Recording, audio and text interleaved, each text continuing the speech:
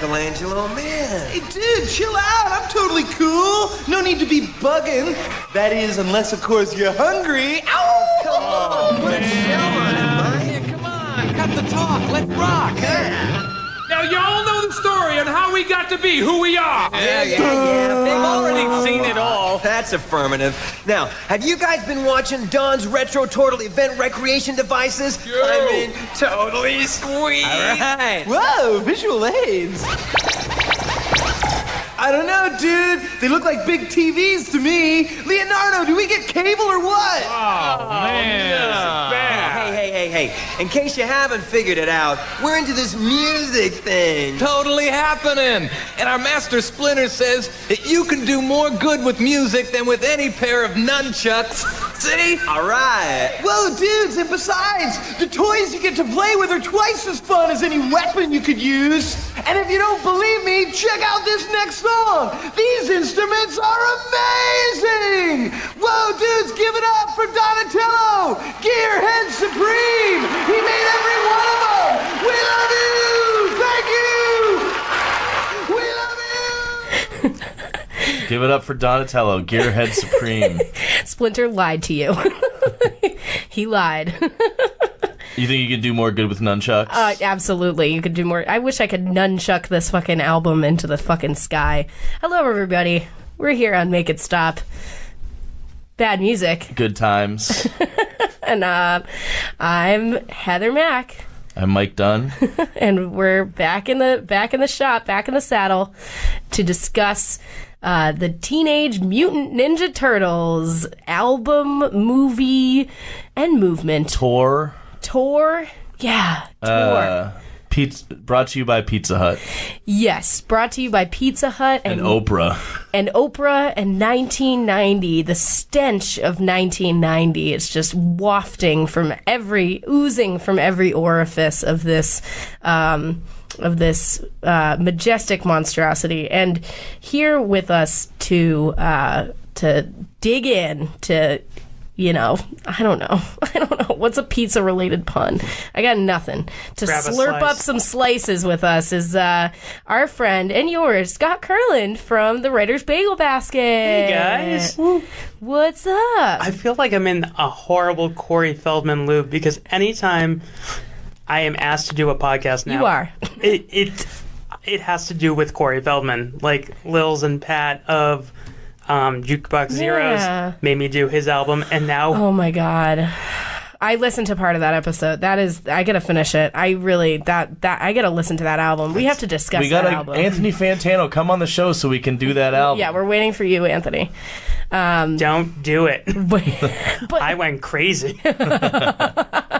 Yeah, so that is shout out to Lils and Patrick of Jukebox Zeros who actually connected us. Yeah. Thank you and why, but thank you for doing that because not only are we connected to discuss terrible art, but also we grew up very near each other and we both have careers in community media. Yes. So shout out to that. Yes. Shout out to supporting your local public access TV station, which is going to be defunded almost entirely by the FCC in the next, whoever knows, couple months, year. It's a wild thing. If you live in a state, Massachusetts has some of the best protections for public access than anywhere in the country.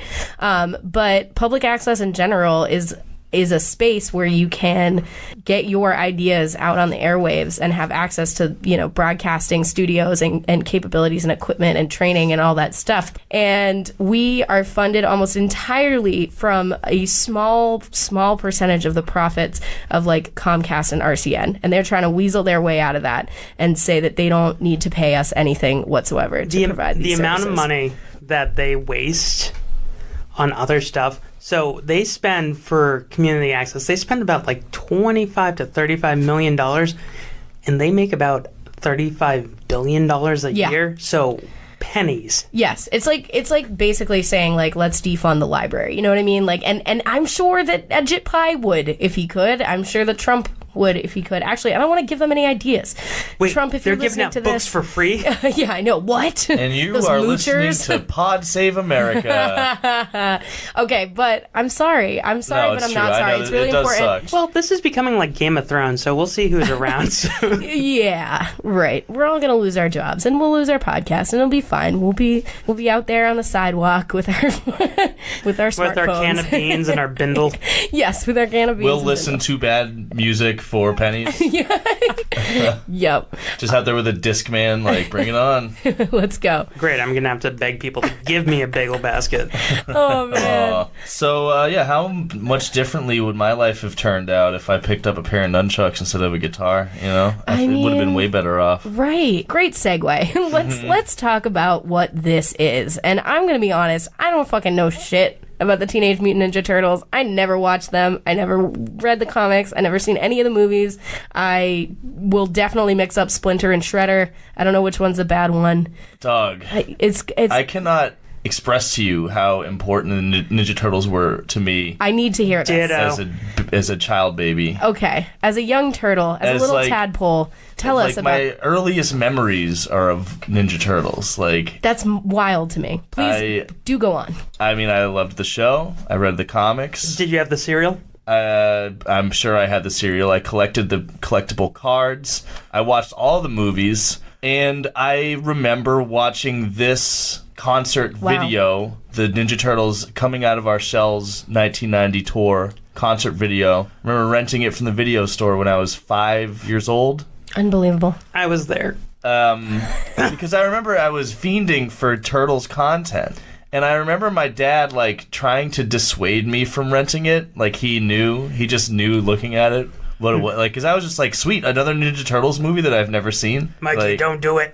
And Pretty soon you'll be liking wrestling, and then what'll we do? Did he call it wrestling? I didn't get into wrestling until I was an adult. So Okay, well, Teenage Mutant Ninja Turtles definitely reminds me a little bit of wrestling. yeah, Not gonna lie. Yeah, I mean, And- they're all big personalities, like wrestlers. They all have distinct personalities, distinct color schemes. Yep, heels and faces. It's all about selling toys and apparently it's all about selling pizza because this was sponsored by Pizza Hut. Which is weird because the movie was sponsored by Domino's. No, it wasn't. It was sponsored by Pizza Hut. No, like the Ninja Turtles movies. The first movie. The first movie, they Okay. eat Domino's in it. Yeah, that's Yeah. right. Okay. Michelangelo put so much salt in a slice of Domino's pizza. It's crazy. I mean, it is flavorless cardboard, so But spice it up. I had to go back to the cereal because it was basically just marshmallows and Crispix. Great. I love Crispix. That's my favorite cereal. Right, mine too. It was like the greatest thing. It was like mixing Lucky Charms and Crispix. That's amazing. was How the- did I not fuck with that? Yeah, what the fuck? But I remember renting this video, and just being confused. And like, where are their shells? Why did they come out of them? I don't think that they can survive without their shells. Wouldn't they Maybe die? go back in your shell. well, here's the thing: is that if you watch the movie, they never actually come out of their shells. You know, so false advertising. Yeah. But second of all, it's Well, just because then they'd be like a weird little, like, wimpy, Gumby creature with. Well, I thought they didn't warts. have their shells on when they're on stage. I thought they literally are out of their shells. No, what? Oh, Because they Oh have wait, you're right. You're right. because you're they right. have their jean jackets. They have their on. jean jackets Oh, on. yeah. They're wearing cool clothes. We stole this from Bruce They have- Springsteen. They have some They're very playing like a BC Rich exaggerated. bitch guitar. Yeah. The throbbing, gyrating plastic thighs. Really, there's some weird moments there. And friends. apparently, it was Michael Showalter and Ben No. Garant from The State in those costumes. Yes. I looked this up. Oh my God. Because Michael Ian Black tweeted about this. He was like, "Yeah, well, I dropped out of a prestigious acting school to become a Ninja Turtle." And I was my like, "Oh, he's God. doing a bit." And then I looked more into it, and he No. literally dropped out of acting school at 19 to hit the road on the Coming Out of Our Shells tour. Wow. That was his first gig. How ambitious was this tour? Did they went like all over the country? Was this an international tour? Is this? I don't know if it was international, but it did come to the Boston Garden, and my dad took me. It was at least national, and I wouldn't be surprised if they went to Canada. Ooh, international. Yeah. But the weird thing about it, I think, I mean, the whole thing is just bonkers. Just the whole conception of this. But the very strange thing about it, as you listen to the album and if you watch the tape, is it seems to have been put together like whoever wrote the book for this musical. Yeah. I don't think knows anything about Ninja Turtles. I would use musical in the loosest terms. Like, there's nothing Ninja Turtles about it. About the lyrics. There's very little. I mean, it's a very thin connection. Like, they don't talk about any of the villains they fight. No. They don't talk about any of the people in their lives. Or talk about anything at all. They talk about playing music, pizza, and wanting to bang and tubing. And that's everything I know about the fucking Ninja Turtle. I mean, maybe not the tubing, the subterranean surfing where they have like alligators and grass skirts for some reason. They're not on the bayou. Yeah, I don't. Well, it's New York City sewers. There's definitely alligators down there. And apparently Mutant Ninja Turtles. Yeah. So, okay, so like what was the appeal of the Ninja Turtles to you guys? Like, why did you like it so much? Because it was so clearly so important to you. Do you want to go first? It was awesome. That's what. Yeah, I mean, I was awesome? 5, 6, 7 years old. Yeah. And, there weren't... It was the most, like, current action cartoon, I think, and I think the best executed. Okay. Like, I thought Captain Planet was, like, just kind of whack. Yeah. I thought Captain Planet himself looked whack. He looked like toothpaste. Are we just trying to start a fight with Captain Planet right now? Like, yeah, Captain Planet, get at me. I mean, instead of this 1 versus 1. For me, yeah, heart power. Okay, sure. For me, it was basically Ghostbusters and this. Oh, okay. Because the Ghostbusters cartoon and this were on back to back. And what I loved about it is it had the 3 things I love. I love turtles. You do? I do. I do. You genuinely love turtles? I love turtles. And karate. Because he had a fucking sword. I can swear, right? Yeah. Yes. He had a fucking This is an sword. explicit podcast. Yes. And pizza. Right. Yeah. You can't argue with pizza. But I never understood why they were raised by a rat. Well, the rat, I mean, it was because they all got stuck in the same mutagenic ooze. It was just kind of a happenstance. I know that, but the animals to pick, why was it a rat? Because they were in the sewer. That's I just literally, a cop-out. I can't think of, any sort of pop culture that I, was really experiencing at that age, I guess. I mean... It was, when I was, 8, I started watching The Simpsons, and that was, everything. But, before 8, I can't think of, anything that was, important to me pop culturally. You didn't get up early for the Saturday morning cartoons? I watched, Rugrats and, fucking, Rocko's Modern Life, but that was, I remember being older, and, I loved that shit. It was great. I guess Ren and Stimpy, but then again, I was older for that, too. I don't know. I didn't have those formative years, but I feel like I missed out, apparently. Well, Ninja Turtles was the first movie I saw in theaters. Wow. Yeah, my dad gave me a test. I had to sit through 3 movies at home, back to back, in order to go to the movies the next day. And it was Back to the Future, Duck Soup, and Harvey. He started with black and white movies, and then went to end it with he put you through the ringer. Wow. I was on a giant roller coaster of emotions. I was like, why is he kissing his mom? That's one of the times I've faked sick to not have to go to school, and my mom made me watch Amadeus, but joke's on her, that movie rules. It wasn't my mom who was laughing at me. It was God. Yeah, I don't know. I don't know exactly what it was about the Ninja Turtles. I just think they were cool. I think, honestly, I based my life around trying to be like Michelangelo, and I still am. I'm a party dude. What can I say? Okay, so for those of us who are uninitiated, what are kind of the characteristics? What's a basic storyline? I know a very basic storyline, but or should we just assume that everybody listening to our pop culture podcast they're probably I'm yelling, sure they're yelling at us. I know, it's fine. It's fine. It's not fine, but it's fine. I'm sure there's some folks out there who don't know. So the Ninja Turtles were 4 Teenage Mutant Ninja Turtles. They were regular turtles living in the sewer of New York, minding their own damn business. Then TGIR. A bit of mutagenic ooze falls into the sewer. They get into it, and it makes them grow big and the super intelligent and the ability to speak. They're raised as children by a rat named Splinter, who also got is like caught in the their- ooze, but actually no. He's like their dojo, right? He's like the... So He's their actually, here's the sensei. thing. So there's Sensei. a That's what I meant. divergent origin story for Splinter between the movies and Okay. the cartoon The series. movie is better. The movie origin is better. In the movie, he's a rat and he gets caught in the ooze with them. But in the TV series, he was like actually like a sensei. a karate Horribly sensei mutated. who gets turned into a rat. His name is Haruku Saki. Yes. Oh, wow. And he gets turned into a rat. So anyway, they're raised by Splinter, and they just they grow up and they're down in the sewers and they learn karate from this rat, and they decide to go up to the surface and start fighting crime. Yeah. And there's this guy Shredder who is Urukusaki's rival. He's an evil karate guy. Of course. Basically Jet Li from Lethal Weapon 4. Yeah. Cool. That's a deep cut for everyone. And Shredder is, he wants to take over the world and bend humanity to his will. In this turtles fucking coming out of their shells, his goal is to build a machine, or he has built a machine that will eliminate all music. Right. And Yes. the four turtles are, your favorite is Michelangelo. Yes. Mine's Donatello. He's the science geek. And Do you know the lyrics to the intro? Because that sums up their personalities right there. I don't, but you can go ahead and sing it. Leonardo leads, Donatello does machines. Oh, yeah. Okay. Raphael is cool but crude. Michelangelo is a party dude. I love it. I would be a Michelangelo, too. Yes. I'm a nerd. It's fine. And the voice of Elmo was the voice of Splinter in the movies. So have that blow your mind. Whoa. Elmo wants to teach you karate.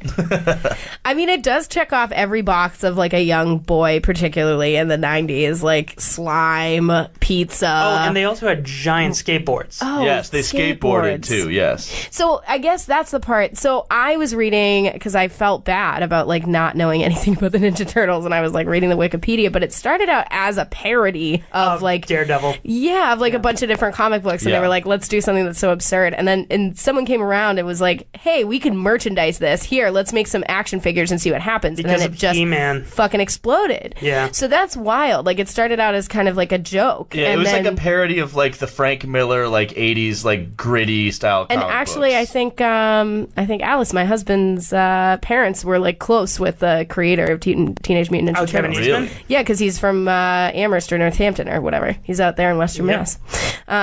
You can get there's a comic book store up They there. used to have a museum that was dedicated to Teenage Mutant Ninja Turtles. But if you look at some of the graphic novels there, he like went in and he signed a few of the books like secretly. yeah, that's so, cool. So you could be like, because I bought one of my friends a graphic novel for his birthday, and he's like, "You got Kevin Eastman to sign it?" I was like, "Yes." So the whole thing is like it's not complex. It's like a bunch of cool things layered on top of other cool things that are like innately appealing to kids. Which there's not necessarily anything wrong with that, except for the fact that at some point you're gonna get way too ambitious and do a multi-city fucking yeah. hour and a half long concert tour. The marketing just got out of control. Yes. Like, it was so lucrative. I had all the fucking toys, and I was like barely making new memories. You know? All of your it was just you and your little bathtub, like your little tugboat and your Pretty much. Michelangelo. Yes, literally that. I had the van, and I had. So my grandmother, my Nana, bought me the Ninja Turtles van, but she didn't know action figures came with it, so she got me 2 Bill and Ted action figures to go. She's like, "This goes right." I was like, That rules. Grandma, that's you're a on crossover point. that actually would really work. Would work, yeah. Yeah. but surprisingly, they didn't fit in the driver's seat. You could put them in the back, but you couldn't put them up front. Oh, yeah. That was a problem I had mixing and matching Yeah. with that van. I rode that van till the wheels came off, I'll tell you. That Turtles van. So Literally. yeah. So this came out in 1990. It was the VHS tape, which allegedly I have watched at my home. We watched it at one point. Yeah. You don't remember, like, Shredder had, like, weird eye makeup and... Listen, I guarantee I was It's tedious. violently stoned and is. probably fell asleep like midway through because I do that. It's very tedious. It's a tough watch. Yeah, So I didn't rewatch it because, Stoppies, I have a principles. life. I have principles, I have values. But the fact is, it was filmed at Radio City Music Hall. It was released originally as a pay-per-view. Yes. And presumably, all of these children had to be escorted there by grown adults. And I want to know, I need to interview an adult that was at this event, because it looks like from the video, you can see the adoring eyes of these 4-year-olds. My dad doesn't remember taking me. Right. So you went to the actual tour? To the Boston Garden one, because my sister, my mom took my sister to see New Kids on the Block. So this was your New Kids on the Block. Yeah. Which now I kind of wish that I went to New Kids on the Block. You gotta. Well, they're a Make It Stop candidate too. I mean, let's be real here. I mean, no, just because their songs on this sound like it's the weirdest amalgam of New Kids on the Block, New Jack Swing, Don Henley is and then a pseudo hair metal ballads, but let me tell you, the production on this is as thin as the concept. I wish they just took normal songs like Dust in the Wind and be like, I close my shell only for a pizza and the moment's gone. I mean, that's basically what Macaulay Culkin did with the Pizza Underground. Yeah. So if he can pull it off. Well, how much better would the Pizza Underground have been if they were all dressed in these prosthetic Ninja Turtle Listen, costumes? I mean, especially if they guard it up, you know what I mean? The costumes are pretty elaborate. They're pretty ridiculous and absurd. And like I said, there's some meaty thighs. The weird thing is they do not skip leg day, the Turtles. No, they do not. It's all that skateboarding. They had this coincide with the first one. So it came out after the first movie came out. Which, by the way, Heather, the first Ninja Turtles movie is good, and you should watch it. Sam Rockwell's in it. I think I watched the third one. No, I did it for a disaster piece, because we do the kids' disaster piece here, and I have it on VHS. So we watched that. The third one is an abomination. It's bad, yeah. It's bad, and it was funny. So. Yeah, the cast in the first one, there are so many cameos from now famous people that it's so weird. It's you have Sam Rockwell and Elias Koteas. It's weird, but it's fantastic. So this was... Wait, but I cut you off to tell Heather to watch that movie. What, you were saying something about the first movie? This coincides with the first movie? So the first movie came out, then this came out at the end of 1990 to hop on that bandwagon.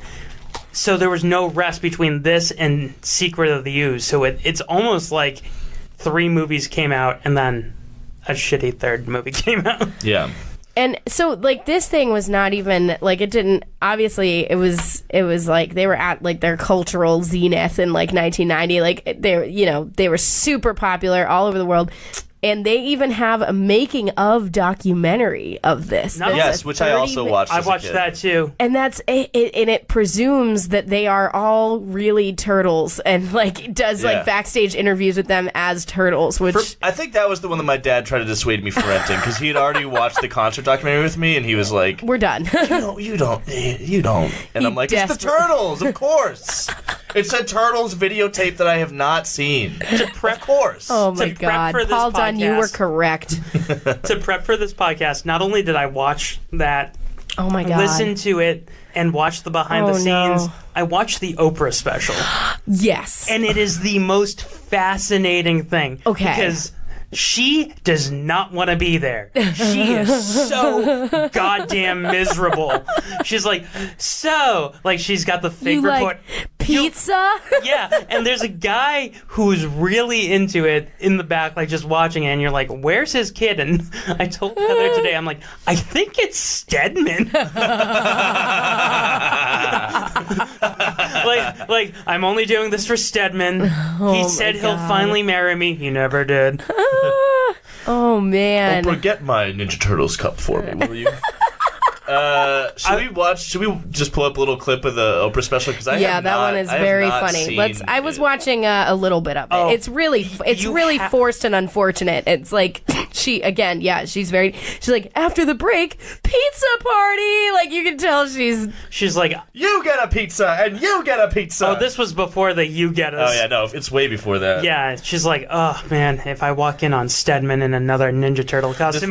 This was shoulder patch frequent the weight interspecies. fluctuations. Yeah, let's listen to that clip here. This is the part where we hear from, I don't know, one of them with the red one. I don't know, probably the cool Raphael. dude. Raphael. Oh, Raphael, cool but crude. Yep. Yes. He's pretty cool but crude in this one. Let's take a listen. Let me ask you this. Do you sometimes wish that April was a turtle? Whoa, definitely. Conceptually, that works for me. You know, I've been trying Where you going? Oprah. Man, I cracked myself up. Oprah, I've been trying to talk her into an interspecies relationships for months now. Whoa, Rap. Chill, man. And she won't do it, She huh? can't hold her breath. No, she can't do it. The biggest problem is she can't hold her breath long enough, you know? Yeah, so that's something we forgot to touch on in the Ninja Turtles lore, is that there's this reporter named April O'Neil who hangs out with them. They are teenagers, I want to reiterate. Yes. And they are turtles, I want to reiterate. Yes. And she is a human Woman. Adult. adult. Both Raphael and Michelangelo both want a banger. Yeah, and there's some serious sexual tension going on. Yeah. Even on the cartoon show. And in this video, it's just tension. Let me tell you, the faces of the people who are trying to... Thank God that all the turtles have masks on, because I can only imagine their, like, plastered grimaces behind that. Like, She's played by Sherry Renee Scott, who is a Broadway actress. wow. And So much wasted talent in this production. if you listen to April's song, it sounds like a Broadway song. Right, it's like the highlight of the whole album, I would say. Well, we'll discuss. All right. I feel like we've definitely discussed enough about Teenage Mutant Ninja Turtles lore, and we should probably get into the music. I got about 20 more minutes of lore I could go I into. know, right? I can't do it. No, Let's talk about Baxter Stockman. Yes, Baxter Stockman. Bro, let's talk about Krang. Krang is a humanoid brain. Yeah, and then you with got a giant Bebop man and suit. Rocksteady. It's a rhinoceros and a warthog. Of course. All right, track 1 is called, what is it called? Coming Out of Our Please Shells? kill me. Yes, it's Coming Out of Our Shells, the title track. Yeah. Let's go ahead and take a little listen here. Sorry, something went wrong. That's Spotify intervening. Are you sure you want to listen to this? Yeah. Okay. Oh, God. So this is Coming Out of Our Shells.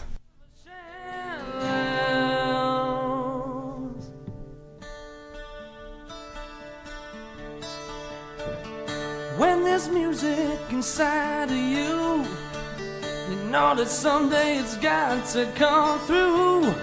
That's why we're here and we're telling you true. We're coming out of our shells, yeah. You hear the rhythm and you're moving your feet. All right. Cowabunga, dude.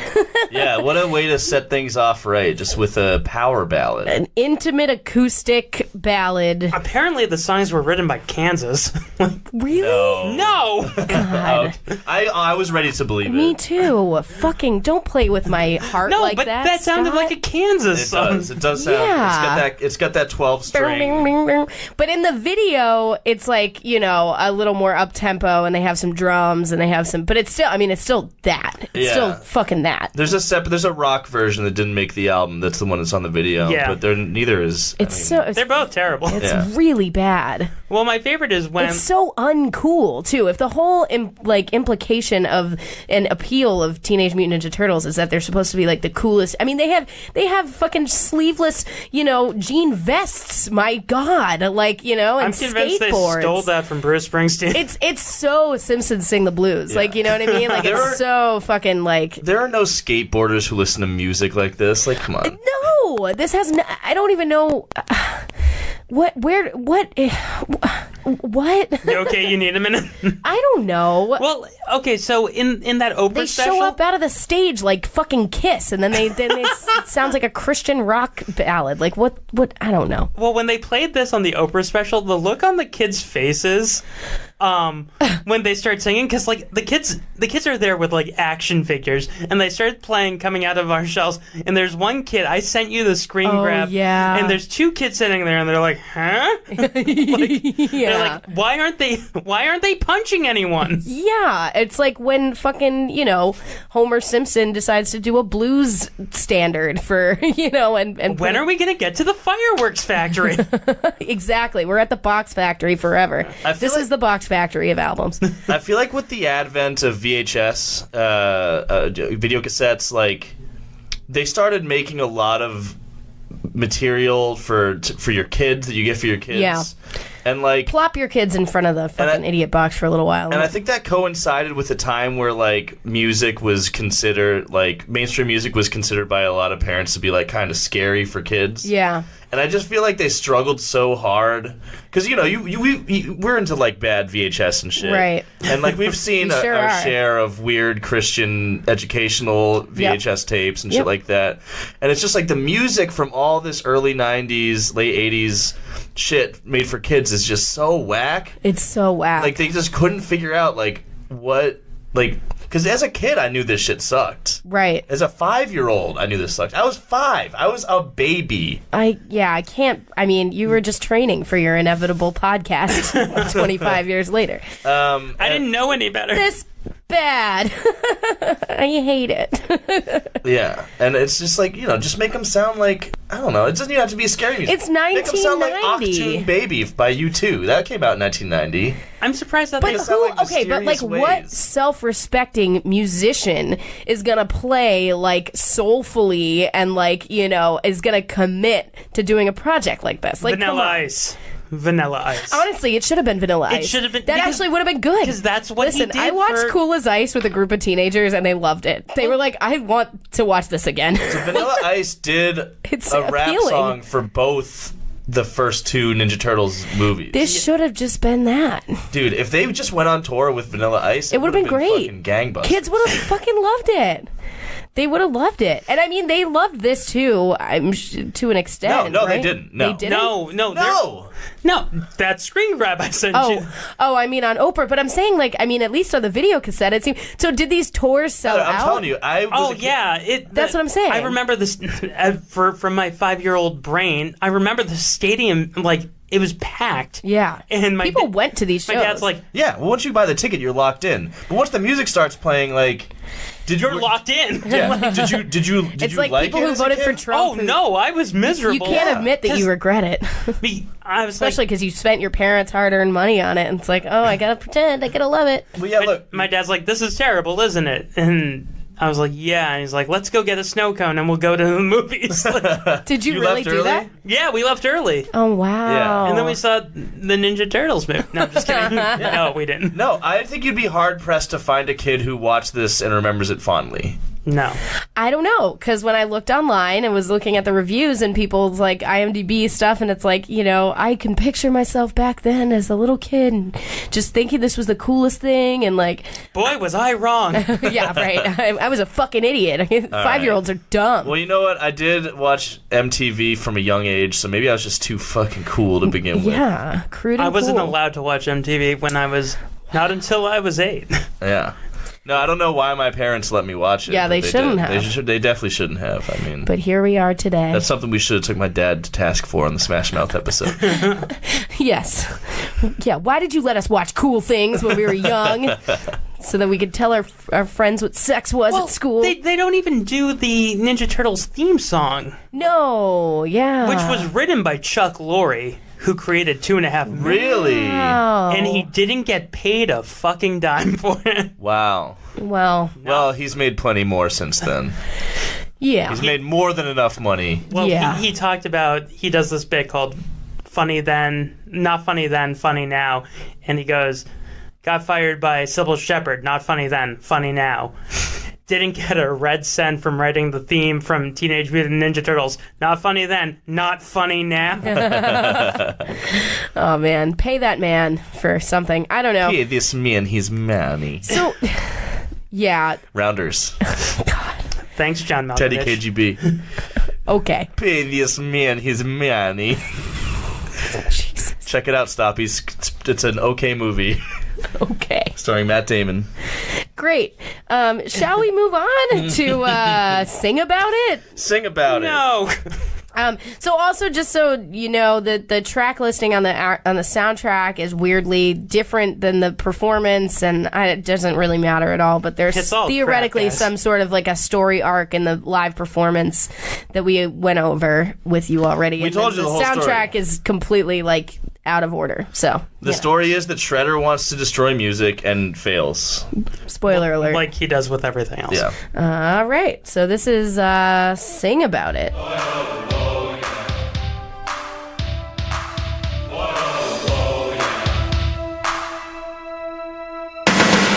Maybe you're down, you don't want no one around, dragging your shell all over town. Baby, it's awesome and you're feeling on top. Feel like out of your shell you're going to pop. Just sing about it. You know the music's the thing. Sing about it. Let the music ring. Sing about it. Yeah, sing about it. I was listening to this and my wife was like, "Are you watching Baywatch?" I'm like, "No." It sounds like I wish you were. Can you? Can you please put on Baywatch? Goodness. Because it sounds like a theme song to a TV show. A shitty TV show, but it like sounds like a turtle teaching a bunch of inner city school kids how to sing. The power of music was inside Donatello this whole time. He's ready to teach some urban youth. He's like ready to teach urban youth how to sing, like fucking Bruno taught the Temptations how to make R&B music in The Return of Bruno. Yeah. Well, as you would know if you watched the actual concert Was that Eddie Murphy? Fuck. Did I mix up my references? Anyway, whatever. I wasn't following. Remember the Temptation songs? That that was Bruno. No, that was Yeah, Bruno. that was Bruno. Bruno. Bruno, come hang with us under the boardwalk. Yeah. I'll be right there. Yeah. What? What do you say about something like this? It sounds like a New Kids on the Block song. Yes. Yes. And then they start singing, and then it sounds like shit. And they're again not saying any cool Ninja Turtle stuff. Like they said the word awesome. I think that's the closest they came to like capturing the spirit of the Turtles, but mostly it's just they're just singing about how music is great. Yeah. And rhyming bad with sad. It sounds like Christian rock. Like every every song on this soundtrack sounds like Christian rock. I wish it was Christian. At least it would have a message. Okay, so they almost die from the shredder. They find Jesus and they start a Christian rock band. Right, and April is Mary, and Splinter is Shredder. One of them is Splinter is their wise man or something. I don't know. No, this is I just falling want them apart to very quickly. Just like this concept and this entire album and performance. Yeah. I just think that this sounds like Christian rock mixed with New Kids on the Block. Yeah. Yeah, no, that's accurate. And that's just not good. Yeah. Acceptable. I'm trying to think what was I into when this came out, and it's like MC Hammer. Just get some Hammer shit going. Right. Well, at least do some hip hop. At least do something. I mean, this was. But they have a weird issue with hip hop. Yeah, they do. There's a song on the VHS that's not on the album and it's by Shredder, and it's Shredder doing a rap called "I Hate Music." Oh my god! And it's just him. Let me see if It's like chef kiss. Like it's amazing. Oh no! It's so bad that it's great. Here, let's listen to a little "I Hate Music." I got it. Also, I want to show you a picture of what Shredder looked like on the stage show. He looks like Dee Snider from Twisted Sister in like S&M gear. Heather. Jesus fucking Christ. He's got. How would you describe why is he fighting a rat? He's like a human being. So because the rat was his sensei and they disagreed about something. It was a woman. So well in the movie it's a woman because the rat, his master, was in love with this woman, so was I don't know Shredder. if I need to know, actually. It's messed You up. asked. You should not have asked. It was definitely a rhetorical ask. So let's listen to Shredder's rap, I Hate Music. I hate music and you heard it first. I love it when the band is worse.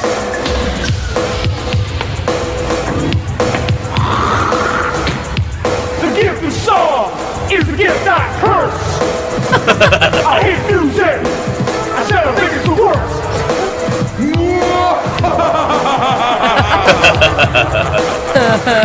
I despise the sound of an infectious beat. I hate it when I see tapping feet.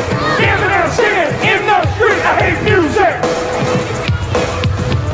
All right, that's enough. He also hates hitting a beat, apparently. Yeah, dude, the Super Bowl shuffle. Yeah, but I think the implication that you can draw here is that rap is not music. That's what they're basically saying, right? Yeah. Because if he hated music, he wouldn't be, and he thought that rap was music, he wouldn't be rapping. Otherwise, he'd just be a big hypocrite. Why didn't Kanye West just come onto the stage and be like, Shredder, I'm going to let you finish, but you don't know music. An 11-year-old Kanye West. Shredder, I'm going to let you finish, but I'm sorry, April. I'm going to be really Beyonce. famous in like 25 years. I'm weird. I like robots and teddy bears. MC Hammer had the best video of all time. You can't touch this. Oh, man.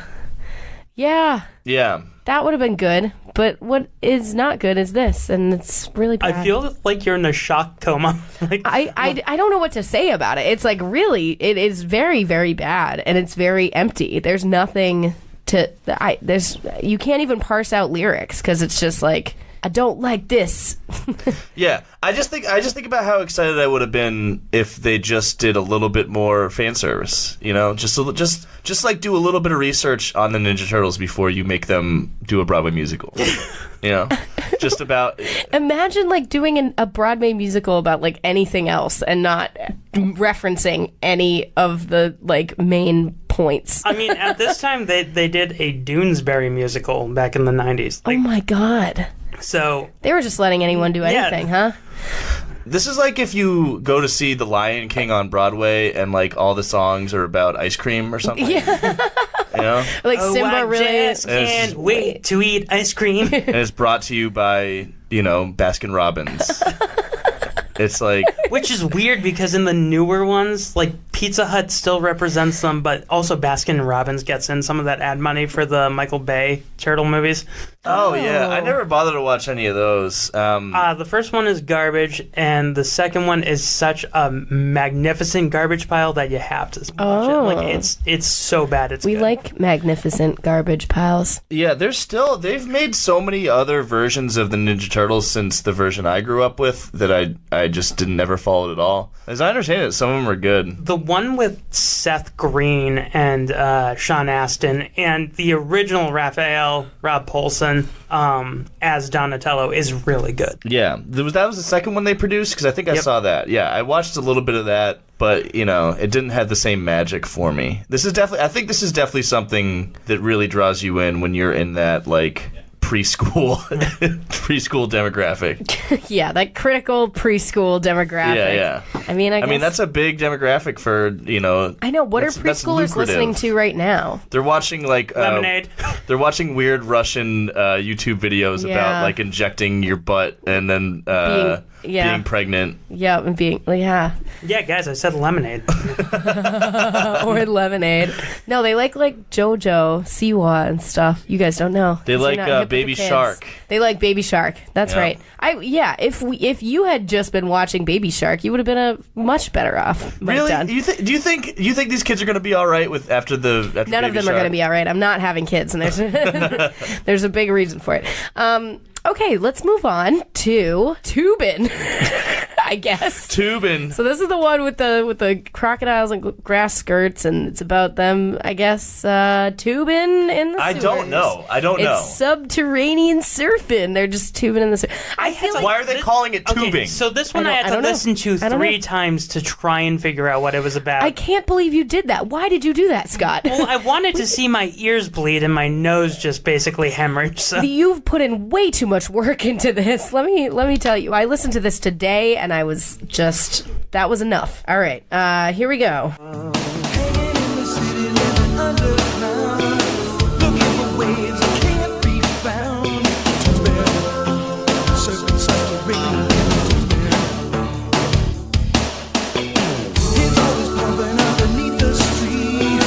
It's always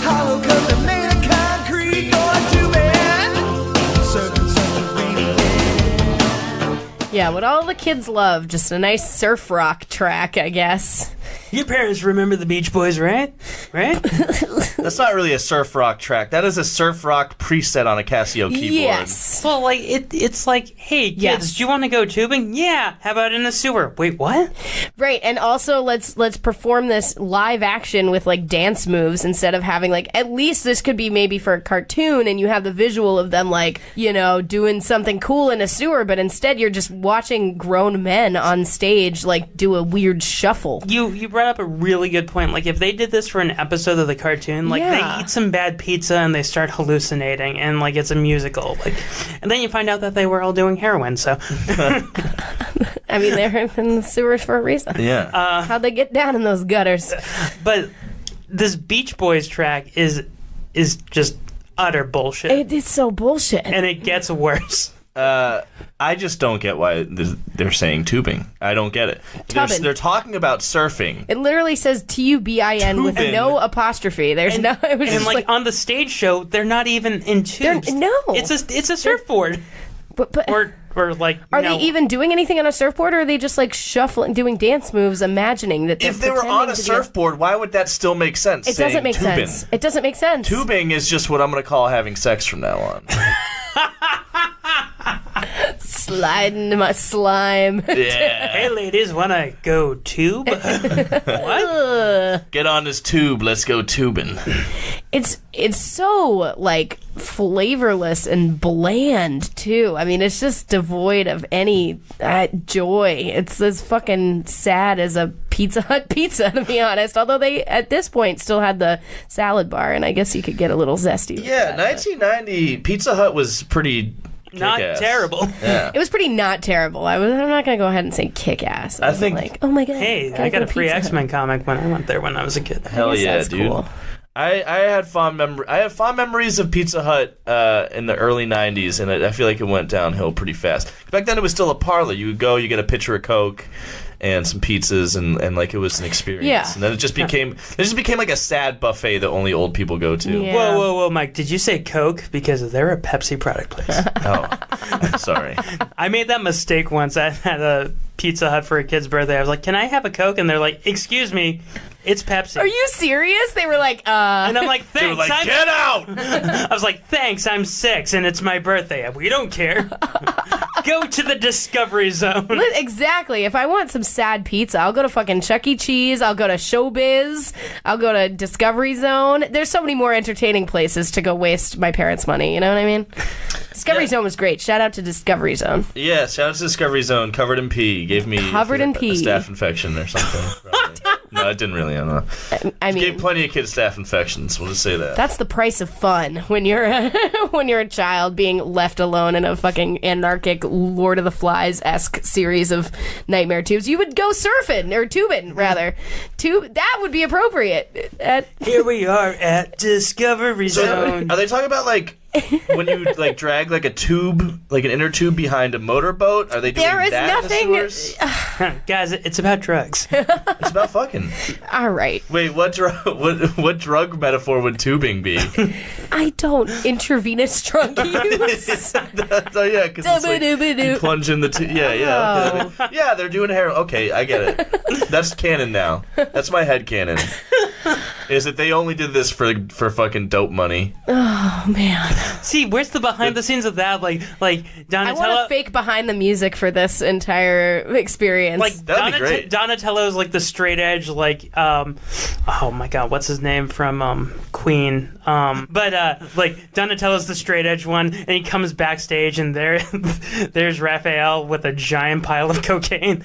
Oh man, you're wasted again. I'll be down in 5 minutes. He just says something cool and crude in response. Cowabunga. Like I suck my turtle dick. That's what Raphael talks like, right? Yeah, he's got that weird like Sylvester Stallone. Yeah, they all sound like California surfer dudes. Like, hey, what up? And then Raph was supposed just to be like, from New York. Raph was just like, oh, I'm from New York. Well, Donatello always sounded like Corey I'm Feldman. surfing it. Because like they needed to get Corey. Tubin. They got Tubin. Corey Tubin Feldman here. to do Donatello's voice. So Corey Feldman was like, "Oh yeah, come on, guys." And then Michelangelo does the same voice. He's like, "What the fuck? Did you just steal my bit?" Well, Everything we just invented is endlessly more entertaining than tubbin, and I feel like it's time to move on. What can you really say about tubin? Nothing. We managed to for at least 5 minutes. All right, let's go. Let's go on to the next one here. Skipping Stone. All right, so this song, Skipping Stones, this is performed by Wish I could Splinter. skip the song. This one is performed by Splinter, the Rat Sensei. Rat Sensei. And it is a song Just picture a about Muppet doing Tai Chi. skipping stones. And it's a 5-minute song. It's a 5-minute It's definitely ballad. it's the longest song on the album, and this is after he actually let's play the quick clip that I had where he It's the most uncomfortable moment of the entire show is when Splinter comes out and he's like, I taught my kids how to do music instead of karate. But you must all keep growing, seeking and finding yourselves. I hear you sing, and this is good. Music can let you accomplish more than all of the weapons in the world. You can touch people. You can make a difference. And the difference is good. Practice well. Practice with the same focus that turned you into skilled ninjas. And take your music to all who will listen. It sounds so dirty. Oh no. And now imagine that with a white guy doing a racist Japanese accent. And I think that would be much more enjoyable. What? For everyone. What?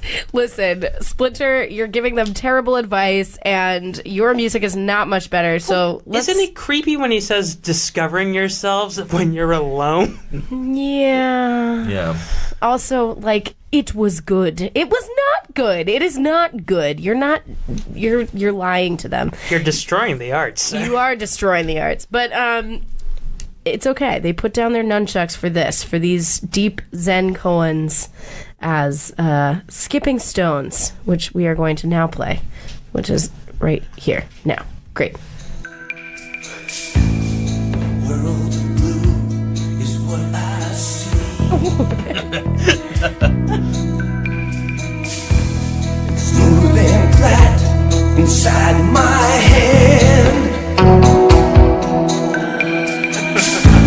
I just wanna ride it as I set it free. I'm standing. Keep on, skipping stones. On a smooth pane of glass. And that goes on for 5 minutes. This is the song that I said was the Don Henley track. Like it sounds like End of Innocence. Like I know a place where we can go, skipping stones. My note was is as if a Peter Gabriel song fell and couldn't get back up. I like Peter Gabriel. Oh, I'm a big I mean, me too, but it does. It sounds like, It sounds like Peter Gabriel now. Like Peter Gabriel doing the covers of famous songs. No, I mean, I can see like the timbre, the instruments. You get a little of that, like of like a song like Biko or something. The song needs a life alert bracelet, let me tell you what, because somebody needs to be revived. Like, give this rat some water or something. Clearly, rats do not have very much lung capacity, because my dude is straining. Because apparently Splinter is going through his Rod Stewart, Forever Young stage.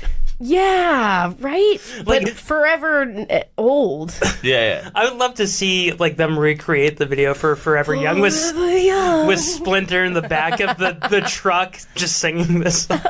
They did a bad job on the Splinter costume on this. It's very scary. If you guys can Google it. These giant, glassy, dead eyes. I mean, they are literally made of glass. They can't get Splinter right in anything except for the cartoon and the comics, because in the new movie he looks like a penis. What? What? I gotta look this up. If you look up his face, his face looks like a phallus, and he's played by Tony Shalhoub, which makes it worse. Oh my god! I just don't understand. But what does it mean to get it right with a situation like this? You know what I mean? I just it everything is about as compelling as a person. No, I just accidentally pulled up a bunch of Teenage Mutant Ninja Turtles furry porn. Oh no! No! I just googled Teenage Mutant Ninja Turtles Splinter penis. I should have thought this out. Don't do that. I should have thought this out more. Now you're going to be on a list. God, the search history and Spotify playlists, we're doomed. Yeah, he's really doing almost like a like a Tom Waits. Biscuit and stones. And the old man and the magician. Like, it's a man in a suit. You could make this sound like anything. They're all just, lip syncing. Like, I don't understand. So I think a lot goes into the way they make their lips move. Like, because I think... What? Their lips don't even move. Well, there's no, it's a person in a plastic fucking turtle mask pretending to have emotions. The mouths do move. And I think Yes. Do they? Yeah, and what's going on is that there's a guy in the suit, there's the pre-recorded track of the vocalist, and then there's also a guy backstage with, like, a remote control making the mouths move. Oh, my God. He just pulled a picture of Splinter from the new movie. Ew. That is horrible. He has a scrotum face. That's a nightmare. That is not just a penis. That is an old man's penis. It's an old man's, like, scrotal sack. Yeah. Please kill me. Those are some long balls that you sit on by accident if you're 80 years old. Jesus. Looks like a game of Knip Knap. This song sounds like long balls that you sit on accidentally when you're 80 years old. Those are the skipping stones. But yeah, it's confounding to me that they... Why is he doing a song about skipping stones? They always come back eventually. Because they're attached to my body. God. Yeah, why? Why it's like any a of yo-yo. Because it's supposed to be like some Zen shit or something. I don't know. That's not Zen. That's like saying, P.F. Chang's is authentic Asian American. Of course. Everything about this is offensive, although apparently not the not offensive enough for me. Not offensive enough for Mike Dunn, but anything from the 80s, early 90s, like, I'm looking for a little bit of shit that you can't get these days, baby. That old school entertainment, you know what I mean? Take. You know who the voice of Shredder was, right? No. Uncle Phil from Fresh Prince, yeah. On the cartoon. It's messed up. What I need you to know is I know nothing about this, and I'm just blundering my way through, which kind of sounds like the people involved in creating everything about that. And that's what's so wild about it is it's so elaborate. And it started out as a tour, and then they did like a second round of the tour. But then like the budget got cut, and they had to like cut half the characters and stuff. And because the second time they around, had plenty of time I think to that's think the one about I this. saw. I think I saw the second leg of the when they tour. didn't have the dancing alligators in the grass skirts. Oh, yeah, and they didn't have Baxter those Stockman criticals either. Oh, boo! You need Baxter. I think probably what happened is William H. Macy was too much money. I think what probably happened is that people saw the first tour and said, "Oh yeah, this sucks." Yeah, and obviously didn't go. But to they the second did it tour. again and again. That's what I'm saying. Like there were so many different moments along the way. The first time because again, once you get the ticket, you're locked in. But the second time around, you know better. Fool me once. The amount of attention and detail and obsessive compulsive disorder done to pull off that set. You kind of got to give them praise. What? I know, I agree. I think the stage design and shit, I think it's pretty well put together. What someone with obsessive compulsive disorder... It's kind of like the forest for the trees kind of thing here. Because, maybe the individual people worked pretty hard on their little... their little trees, but the forest is burning.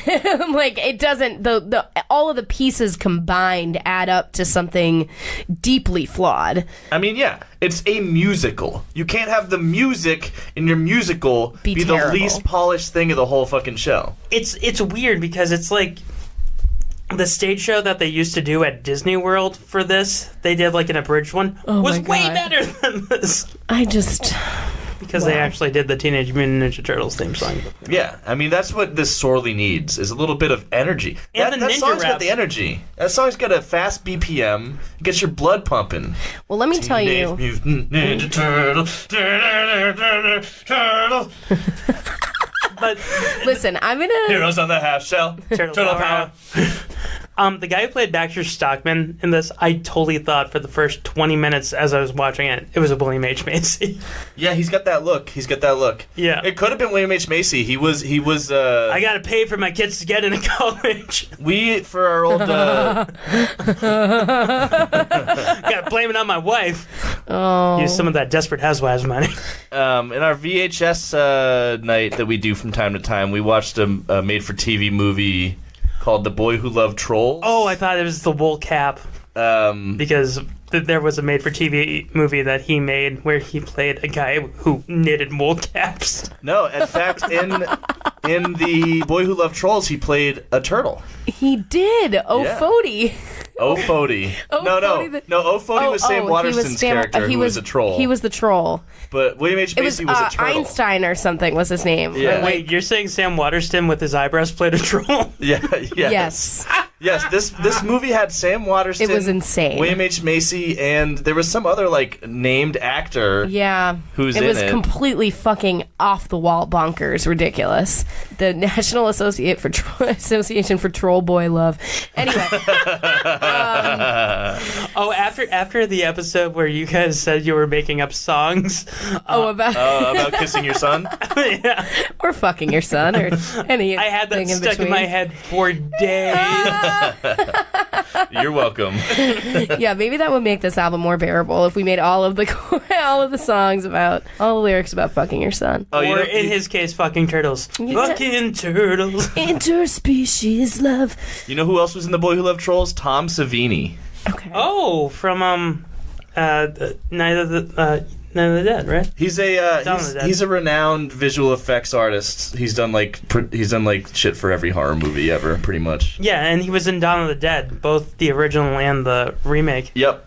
And he did all the makeup for him, too. Okay, well... Cool! Next song is called... It's really hard to talk about this album. I know.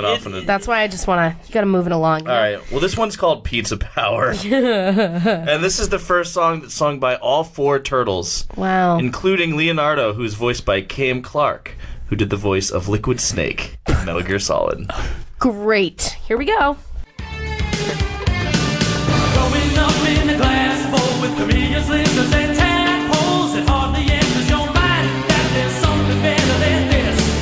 Let us sleep in a carrot, maybe a seed from a parrot. Believe me when I tell you the word gourmet just don't exist. But pizza power, a flying saucer food delight. Pizza power, oh that's what makes us feel alright. All right. So this is that Pizza Hut Pizzaganda creeping in. It's not the worst song on the album. This is what Pizzagate was referring. There's a grand check the basement. They're living in the sewers. Look in the sewers. Oh. Maybe they should have just did product placement for all of the songs. Yeah. Well, this no is the Coke, just Pepsi. This is the only song that's actually on brand. This is the first time they sung about, other than Tubin, I guess. Some of the that the Turtles actually do on the show. But yeah, I think I turned out the way I did because from a young age the Turtles taught me that all you need for strength are carbs, cheese, and pepperonis. I mean, it's true. That's why. Listen, Pizza Power funded this entire ordeal. There's a lot that pizza can do for you and us. And that's all you society. need in life. That's true. What other things has pizza funded? What other art has pizza? First of all, you're right. Pizzagate. Pizza has funded child sex trafficking. Yep. The Democrats are covering it up. Yep. They're all check involved. the basement. Check the sewers. Check the sewers. April is a liberal cuck. April is a child molester. I mean, she's, right? Yeah. I mean, she is hanging out with fucking meaty-thighed teenagers. Yeah, they really. Now that you mention it, how deep does the rabbit hole go? April's face when they bring up the interspecies. Oh my god, is so funny. She's like, "Oh, let's move on," okay. Because that's less April, and it's the actress Sherry Renee Scott. She's like, "I don't want to be known as the person who fucked all these turtles, these child turtles." And she was 21 at the time too. That was probably her first gig. Yeah. I think it was the first gig for everyone involved on this. Definitely. I was looking up the credits, and there's some people who got work in the industry 10 years after this, and there's nothing between Turtles and 2002, and it's yeah, I can see getting blacklisted for a while because of this. I had to do community theater. Sentenced to 2 years of community theater. Do you know how many Tennessee Williams plays I did? The Glass Menagerie. Yeah. I don't know about those pirouetting pizza boys in the background. These little ballerinas doing their little twirls and turns, dressed like Pizza Hut employees. I don't know what kind of gigs I would love to be known as a pirouetting pizza boy. That's my goal in life. One of the dancers is played by the guy from Saved by the Bell who played the Tom Cruise Johnny Dakota, actor for the No Hope with Dope episode. Oh, classic. God, these deep cuts, Scott. Unbelievable. I'm loving it. The one where somebody has Zach to do Morris research. totally fucking narcs on a guy just trying to like be like, hey, you want? Because he's so Because he's an actor, and he's like, I need to relax, and he's like, not with drugs, you don't. yeah. It's not even Fucking like asshole. He doesn't even pressure him to smoke the weed. He's just kind of like, yeah, I'm gonna smoke this joint if that's cool, and he just snitches him out to the entire administration. Fucking dick. Fuck Zach Morris. Zach Morris is trash. Isn't there like a blog dedicated to that? There's a video series. Yeah, it's that's really right. funny. Zach Morris is trash. Yep. Yeah. Shout out to that. Yep. Thanks, Funny or Die. Yeah. Thanks for nothing. Thanks for not. But one of the dancers is that guy. He's one of the Tubin dancers. I'm just trying to think about, because again, like I keep coming back to Simpsons Sing the Blues and like the audacity of like being on the top of the world and thinking and merchandising everything out and you know, just like being like, everybody will just buy this. Like, what if they did a live tour? I would have loved that. Like, at least if they did the songs from Simpsons Sing the Blues, I think it would have worked a little better than this. Like, you know, I mean, not that album was good, but it had Do the Bartman. Yeah, Do the Bartman would have done really well live. Like, there's nothing on the level of Do the Bartman here.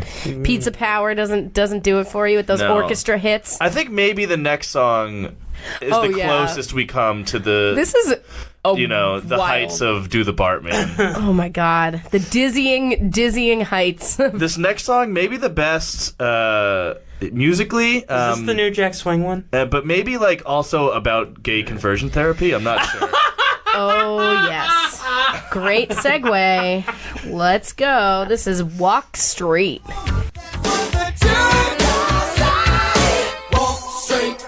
No need to mutate. Ooh. Mutate.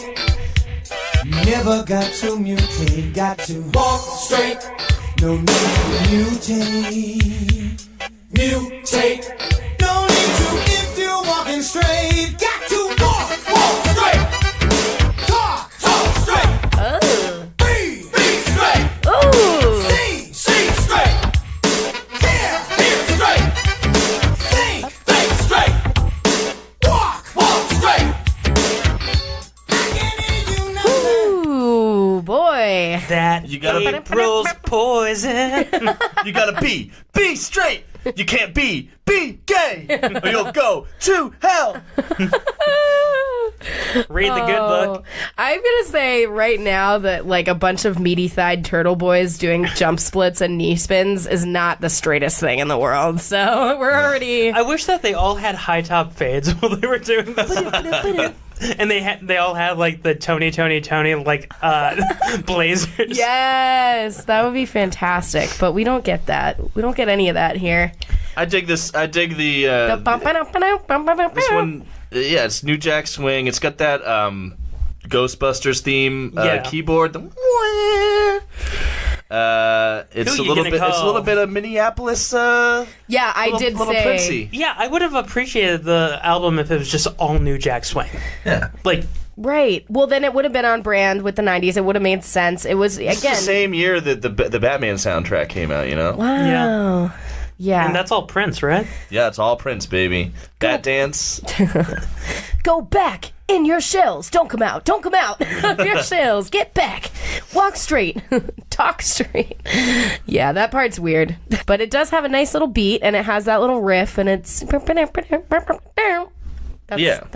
That's something. That's something. Well, that riff sounded like I'll it take reminded me anything. of Inspector Gadget. Like, Oh, yeah. yep. I could see that. It doesn't have any message besides maybe being about conversion therapy, though. Like, what is this? Would this be referring to? Like, walk straight? What? Who? I think that they're telling him, like, I think they're trying to say, like, be yourself or something. What? Yeah, But- it's supposed to be true to you, but Oh. it's super like, yeah. Yeah, I don't have any other things to say about walk straight. No, I just want to say It's the least terrible. if you suppress your gay urges, you too could mutate into a powerful Ninja teenage turtle. ninja turtle. Yeah. But you can never have sex with April, but you can lust after her forever. Okay, Oprah, let's change You topics. can have Oprah. sex with April with your weird turtle dick with the wide that gets wider at the head. Oh, what? Yeah, Is that how turtles Dicks? What have you been looking up? Turtles have weird dicks. Everyone knows this. Wait, I don't know this. I know that like snakes Ducks. have like corkscrew dick That's or ducks. ducks. I think snakes do too. Ugh. I don't know. And like Welcome back to All right, here Species goes my search Genitalia history Time. again. The terrifying sex organs of male turtles. It's an article. Oh no! It's huge, and it looks like this. What? Hold on a second. It's a lobster claw. Oh my God. It's a She nightmare. can't peel her eyes away from the screen right now. Oh listeners. my God. Wow. Oh, it's very bad. This is a very bad What is Scott? Share the well. Oh, God, dear, please. That's what a rock lobster Now is? stop these. Everyone at the same time, Rock hard. Google turtle penises. Let's get this trending. Hashtag Hashtag turtle penis. turtle penis. Heroes in a half shell. Turtle penis. Here. Oh, man, we just gotta curse Mike Dunn's search history for all time. It's been cursed. I baby. know. I mean, That it's is a cursed before I truly started cursed doing this image. podcast, So, all right. Well, I guess that's time as any to move on. Oh, yeah, here's another weird one. No treaties. Oh, God. Yeah. What? From Hamilton. Yeah, some foreign policy advice from our friends, the Teenage Mutant Ninja Turtles. Let's go. See bodies moving, but it can't stop the beat. No.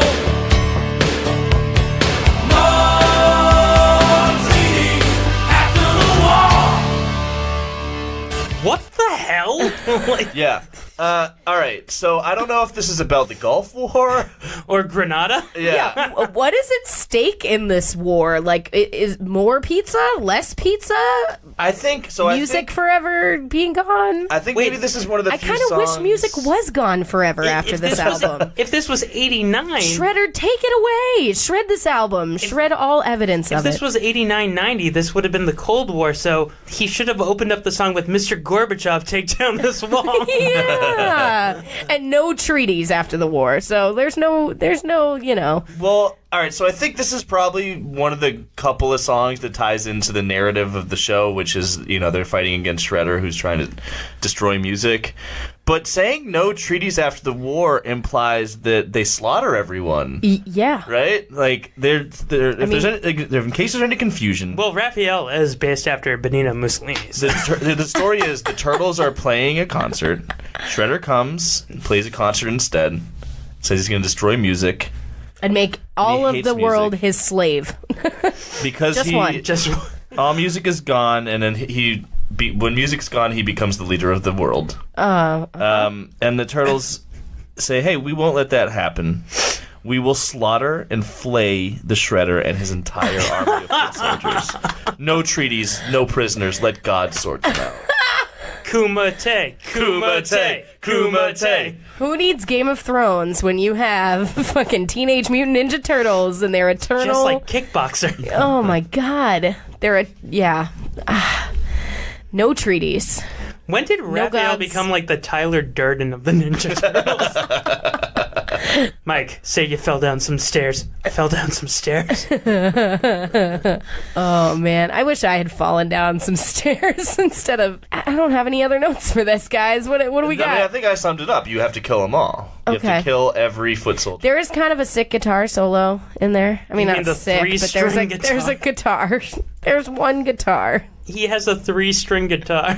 I mean, that's just the President of the United States of America. They have the same setup, right? 3-string guitar, 2-string bass. They And still they made similarly would advise us not to make any treaties after the war. Someone comes for your peaches, you know what to do. Anyway, this next song, Still toss salad and We're scrambled all eggs. looking at our phones. Okay. this one's called Cowabunga. Oh, this is my least favorite song. And that's saying something. We come to play. Oh, this one's a rap. Yo, there's Donatello. Even for a turtle, he's mellow. It's simple. It's simple what makes him grin. Just give him anything. Give him anything. Give him anything that you plug in. If it's got to do with a chip or a bit, energy that just won't quit. Now, when we Right. started, we had- That's... We're quitting. We're quitting. You didn't play my favorite part of the song, which is when he says, It sounds like I'm gonna keep rapping. I'm gonna keep talking. And then stops awkwardly for like 2 full bars. that's like on Flight of the Conchords, the rhinoceros and the hip hopopotamus. Oh my god. I'm the hip hopopotamus. My rhymes are bottomless. It was exactly that. My favorite line in this was, "What do you think when you can't think of a rhyme? Personally, for me, it's ending time." And then they still continue for like half a minute. Yeah. Also, the background music does not match. Yeah, the skittering like Prince beat. Like Well, it also sounds like porn music. It sounds like Skinamax, like softcore porn music. Oh, yeah. I can hear. Yeah. Yo, where's April? Hey, April. No, guys, no. Yikes. April is Raphael's Gumar. Oh, April, hey, get in here. I hate this. Oh, on. I hate what I've become. Where's some other good We're lines? not the same people that came into this studio over an hour ago. Cowabunga is my favorite word. I use it all the time if you haven't heard. We heard. Let me tell you, we have heard. I don't know. He rhymes envelope with dope, which is just, 3 syllables and then envelope. That's because something's dope. Like, they don't even do that. It's like not even, I don't know. No. They think for some reason that when you rap, you have to pause for 10 seconds between every line. Yeah, so it ends up every single line is off beat. Yeah. Like, it's all... Oh, he's not riding the beat at all. No one mixed this song or edited this song properly. No. It sounds like I can't rap that fast. Oh, don't worry, just say the words. We'll cut out the pauses and we'll make it flow together. And then this is a live show. I don't... They're lip was a syncing. pay-per-view. How much did That's the part cost? that I just can't believe. Pay-per-view back then was like $5. No, it was not. No way. No, it was, for dude, cassette tapes were like $25. Yeah, I bet dude. this was like 40 or 50 This was like $40. Really? Absolutely. 1,000%. Because every time I rented 3 Men and a Little Lady, it only cost us $5. What can I say? I'm Cranston for some dancing. You're renting 4 turtles and a grown lady, so you gotta that just budgeting wise, it's gotta cost more. Probably $25. It cost legitimate money. How much and did WrestleMania cost back then? A lot, like $60. Yeah, because I know that we paid $15 for the pay-per-view of New Kids on the Block. I know we. Because I remember my dad saying, I paid $15 for this? Yeah, what did he say? Well, no, you guys just left and went and ate snow cones. Have you brought this up with your dad at any point? Yeah, he does not remember. He literally blocked it out. And my dad's like, did we bring Scott to Ninja Turtles? And she's like, probably. Everybody just struck it from the record. Yeah, I wish we could. And honestly, we're so close to being able to do that. So let's... Man, you got to go to the iconic old Boston Garden, and you did it to see the Ninja Turtles coming out of their shells. Well, and then a few months later, we got to see Larry Bird, one of his last games. Oh, that's awesome. Yeah. All right. Well, I don't feel bad for you anymore. Fleet Center. All right, let's stick a fork in this pizza. Yeah, we got would two. Never do that. We got 2 left, right? We got the April song. Yeah, Yes. This is the Broadway April's ballad. This is the only talented singing that you'll hear. Because it's Sherry Renee Scott, Tony Award winner Sherry Renee Scott. So let's hear. I'm out of notes officially. Too, yeah, me too. Yep, same. Here we go. A friend to the end. Listen to her try to wring emotion out of the story. I'll keep waiting, believing that my friends will soon be here. Banging turtles. 2 big Takes away turtles. my fear. They're just friends. Now it's my turn To get a cut from face Oprah. myself as I've done all along. Hey, say what you will, she's got some But I pipes must on be her. strong. She knows how to belt it out.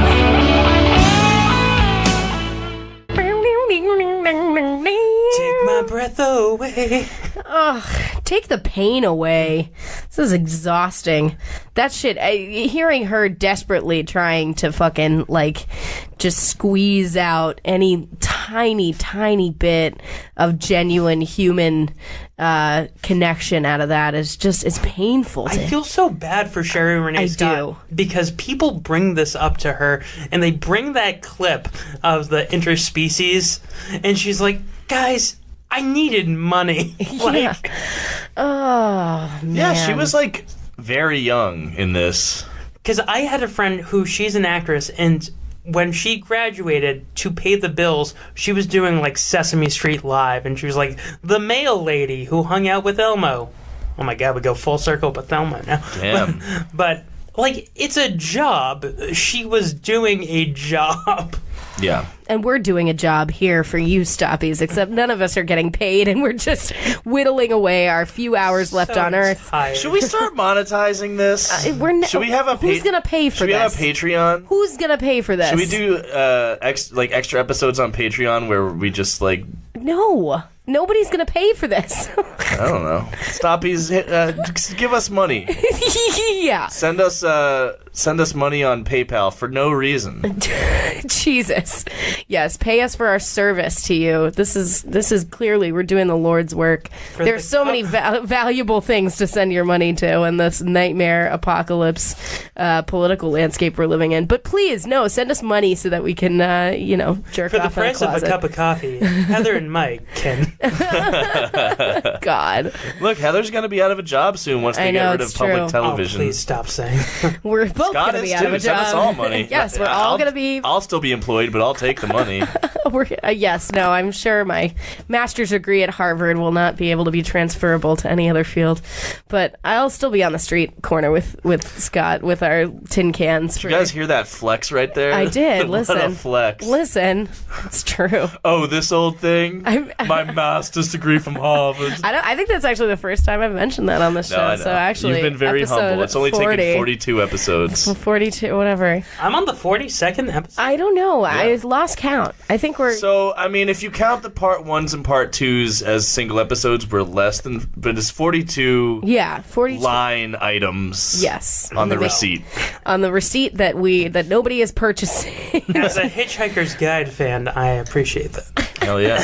But this song is not terrible. It's not good. I mean, either. it's not good. I think it's competently sung, but I wouldn't say it's not terrible. It's bad. For you saying that it's a musical, it sounds the most like a musical. Right, but again, I mean, the concept is so absurd. I'm gonna make my friends. I would have preferred believe in me.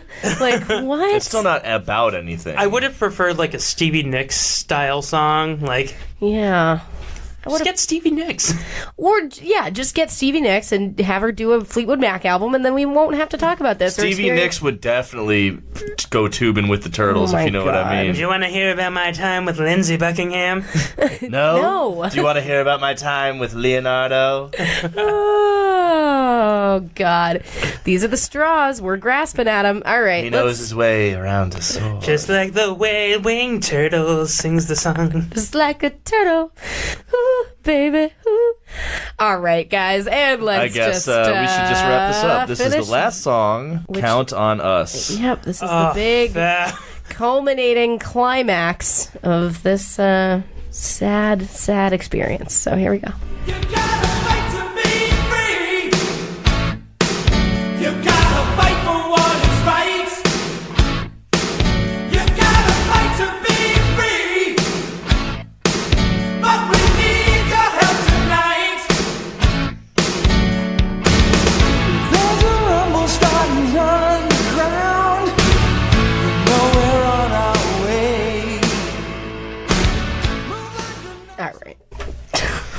I can't count on them. I don't trust them. No. Not these turtles. Not these turtles. Not these men in the turtle suits. I trust the video game Ninja Turtles, the cartoon Ninja Turtles, the first 2 movie Ninja Turtles, and I guess the second cartoon Ninja Turtles too, but not these turtles. Hashtag not my turtles. These turtles do nothing for me. Oh, man. Hashtag not all turtles. Let's get these trending, Stoppies. That's about as likely as anybody paying for this podcast. Just kidding. Hashtag not my turtles. Yeah, we have never, and no one has ever, I think, have we ever gotten anyone to actually tweet one of the hashtags we've used? No, that's the whole point. Remember, There's a whole backlog, Stoppies. We're still waiting for a 5-paragraph essay on Hinder. Yeah, that's right. Where's the 5-paragraph essay on Hinder? I know, because we'll shout you out on our podcast. We'll start a Patreon where for the first episode we will read your entire essay. Yeah, well, I'll proofread your fucking essay about butt rock fucking legends Hinder. I don't. 'Cause I'm broken. The lips of a turtle. Sound so sweet. The lips of my son. Gotta kiss him real good. Wait, the guy from Hinder, didn't he also sing with Chad Kroeger on the Spider-Man soundtrack? Sure. Probably. They say that a hero can save us. Knock out straight here and kiss my son. They say that a turtle can save us. Not gonna fuck April today. Oh, hey, Stoppies, by the way, we went to karaoke this past weekend, and this show has ruined my life to the extent that I did a Luke Bryan song. Yeah. Oh, I got up there and said, that's my kind of night. Oh, I got it. And you know what? I crushed it. Only other boys want to wind you up and kiss your son. I'm sorry.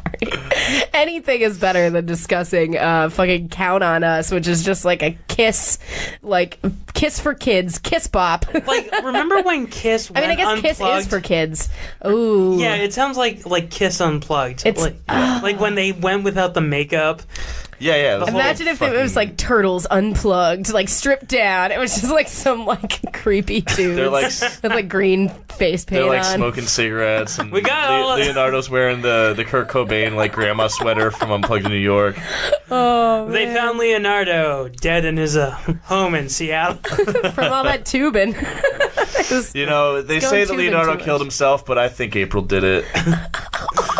Why was she hanging out with those The amount of turtle heroin in his body. The amount of turtle wax in his body. He'd been tubing too much H. Oh, God. We have to do something to make this interesting, because that's the thing, is it's like, this is so if not for the backstory and the hilarious video, I mean, this would be, and the fact that this is, a power ballad about turtles. Well, I mean, but yeah, you can say like, oh yeah, like this is boring without the video, but the video is also boring. It's all boring. Well, so going back to the Oprah special, she goes, coming up next, they're doing Count on Us, and she rolls her eyes because she thinks she's off camera. Oh my She's like, coming up next, the Turtles are doing their new song, Count on Us. Fuck.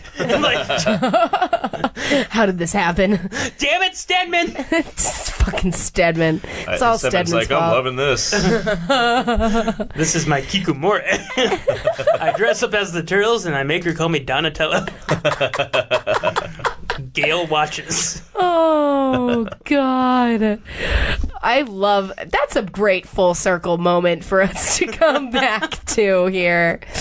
Well, I guess now's as good a time as any to go ahead and retrospectively look back on the last hour and a half of our lives and question everything that we've ever done that's led us to this point. And before we dig into that, let's give this album a little rating.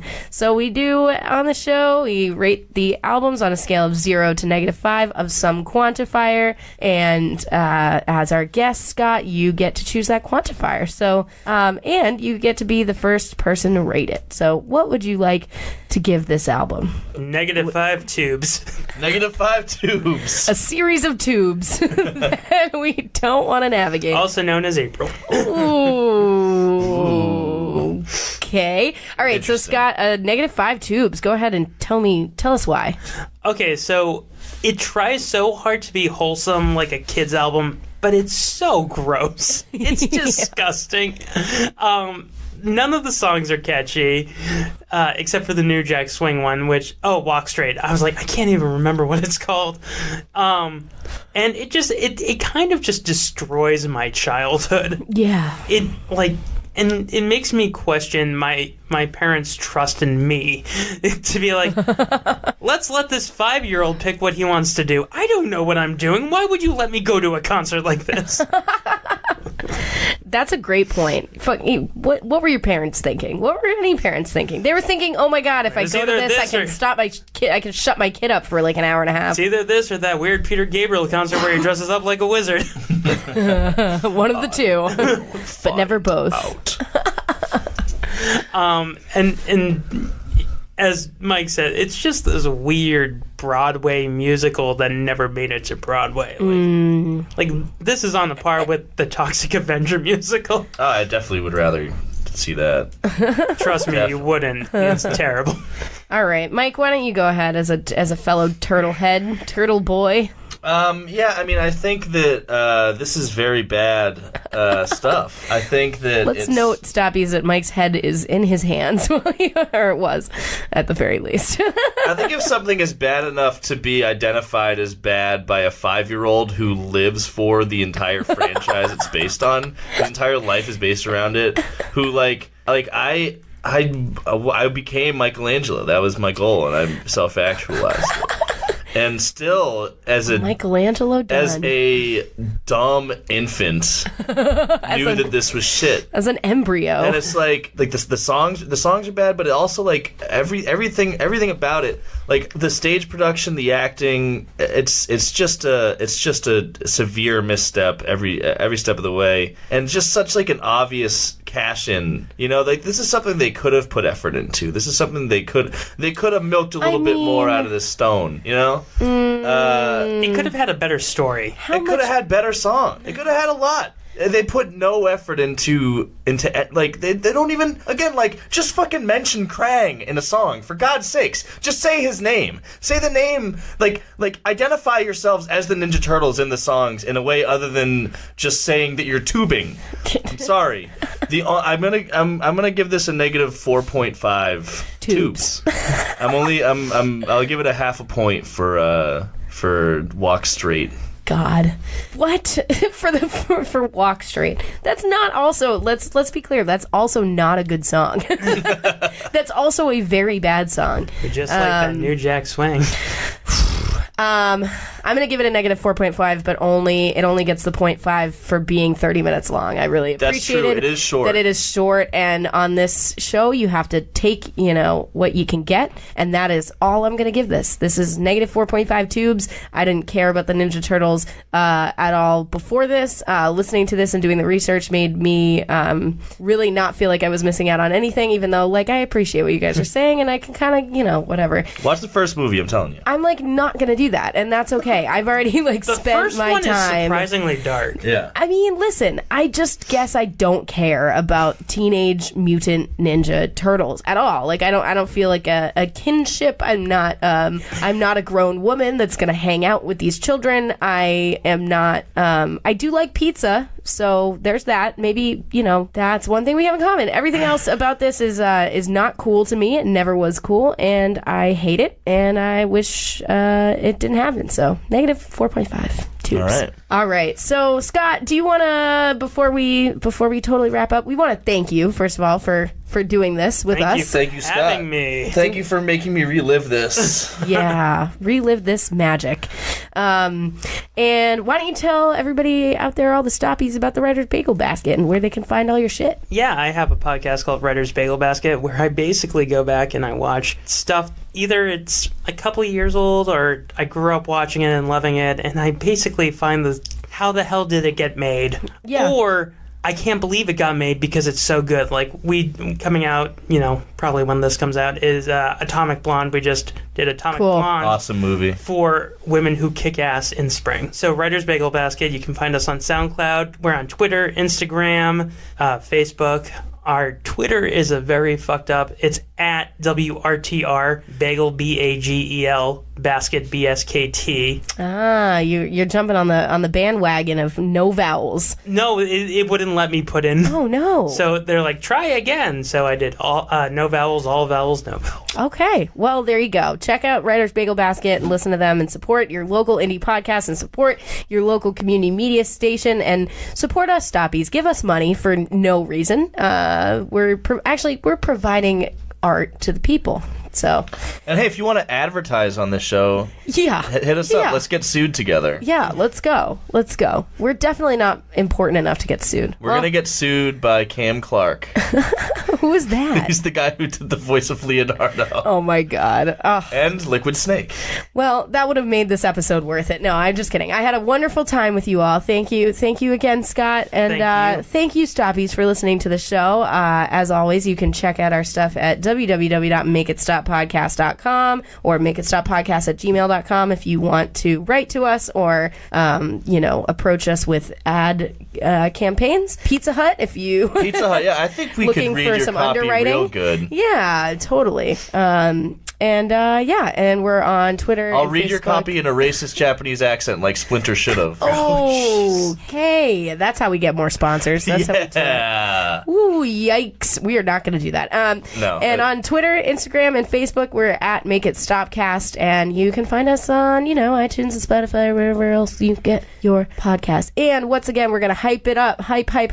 June 2nd, Sunday, June 2nd, we are going to be doing a live taping of Make It Stop at our new Vox Pop location in Assembly Square. We are going to have a bunch of very funny comedians come on and discuss a very notoriously terrible album that none of us have heard yet, and hopefully you haven't either. I imagine nobody has. I listened to it for the I've listened to it. That's all I'll say. Okay. But that's going to be super. I'm super excited for this show. That's going to be great. Yes. We'll get an event page up for that soon. It's going to be free to the public, so I'm sure we'll have it up by now. If you're a Stoppy and you've been listening here, this is us giving back to you. Free show. Free comedians. And we're going to have multiple guests who've appeared on the show before. Which one should we give them first? Which one should we tell them? Oh, I don't know. Which one are we most sure is actually I think chronologically, I know probably one of the earliest guests on the show, and actually one of the most popular episodes. We keep getting lots of downloads for this one, but Nick Ortolani from the Metallica and Lou Reed Lulu episode is going to be, and also a very funny comedian in his own right, is going to be our first guest that we're announcing. So all right, now you know, and there's going to be even more to come. We want to see you there, Stoppies. Especially our Stoppy buddy in Sweden. I want you to fly out for this. Fly out. We'll put you up at least. If you've ever wanted to visit Boston, now's the time. Yeah. We'll put you up at the Assembly Row. I know an entrance to the mall that you Legoland, yes. That you can squat in. Yeah, that'll be great. You can squat at the MacGuffins in the AMC movie. Yes. MacGuffin. All right. So thanks, Stoppies. We'll see you next time. Bye. Bye. The Make It Stop podcast is recorded at the Boston Free Radio podcast studio located at Somerville Media Center in Union Square in Somerville. It is produced and edited by Heather McCormick, and the music that we use for our show has been produced by Patrick Ahern. Thanks for listening.